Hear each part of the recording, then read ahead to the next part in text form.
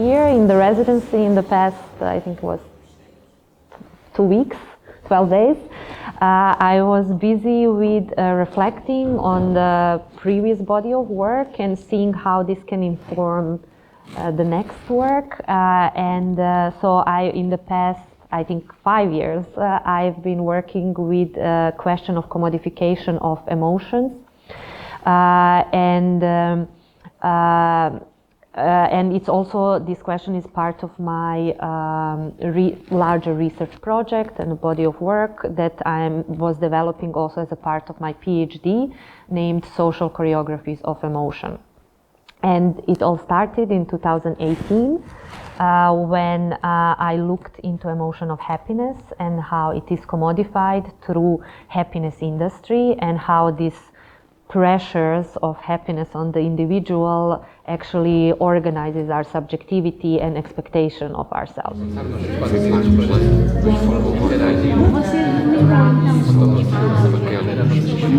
And later on I continued with the project behind fear, which was also a research on different choreographies of fear, resulting in a performance really focusing specifically on relationship between fear and security.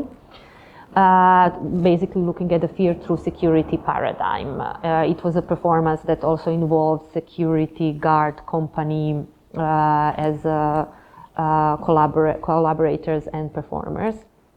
And in the latest project from the last year, Beyond Love, I was focused on choreographies of love, and specifically how technological developments is going to affect the way we experience love and relate to each other in the future. We specifically focused on 2 aspects, dating apps and social robotics. And also as well looked into what could be alternatives to that, to commodification. What could be potential way to politicize love in a society, and how theater itself can be a space to practice that. One seat to your left side, or should we go left? If we both go to the left, we go no. And then now in the next step, which is what we kind of scratched on here, is looking into nostalgia and specifically how mass media and film industry organizes our experience of collective memory and also our experience of nostalgia, what we long for.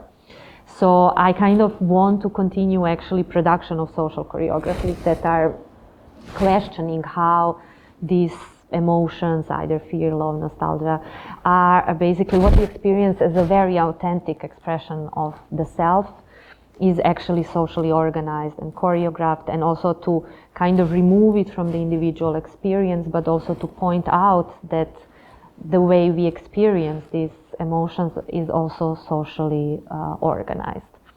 And yeah. Or to check what does it do when you don't follow the rhythm of the music, because now you were kind of adjusting all the things to the music, but maybe if there is no the same plot of the music that gives you the rhythm, maybe you can distinguish more between the rhythms inherent in each specific section.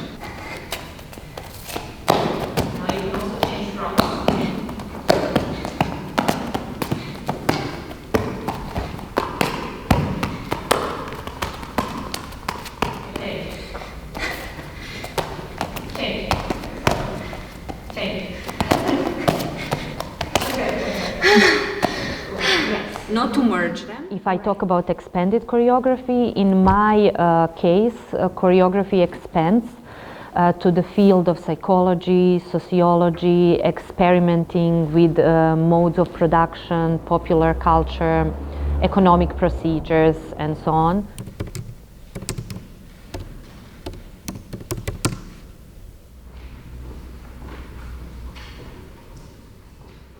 I mean, if we think about the idea of love, and different imaginaries of love, we have from Cinderella onwards, it's presented as this, let's say, thing of a couple, right? And couple being the most organizing unit of, let's say, society. I wanted to speculate on what would happen if in narratives we would have, that we consume, we would have more narratives, for example, of friendship or community. If these would be the narratives that we are fed since we are children, what would be our expectations of love in the future? What we would expect actually, and how love can be politicized as an active force, social force, in that way that it has to do with interdependency and care, beyond the romantic couple which isolates us to this choice of this one person, you know, that should fulfill all our desires, and if it doesn't happen, it's a failure. Did you ever try speed dating before? No? It's very simple. It's really, really simple. I try to propose that in a way it's within the construction of the work that was in a form of speed dating, where audience member would actually get to know each other even if they come as strangers in the theater, and then slowly we were moving more towards a group where in the end, like, we have this, after 2 hours, this temporary community that kind of discusses together a lot of these subjects. Sempre trabalhei em Lisboa.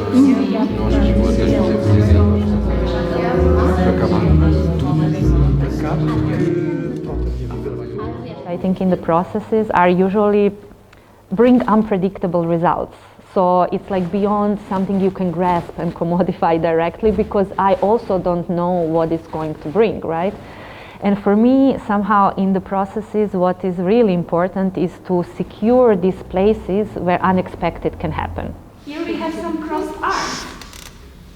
No, it's fine. But I just want to say crossed arms could be this kind of body language that tells us or signals unconsciously, don't come any closer. Is that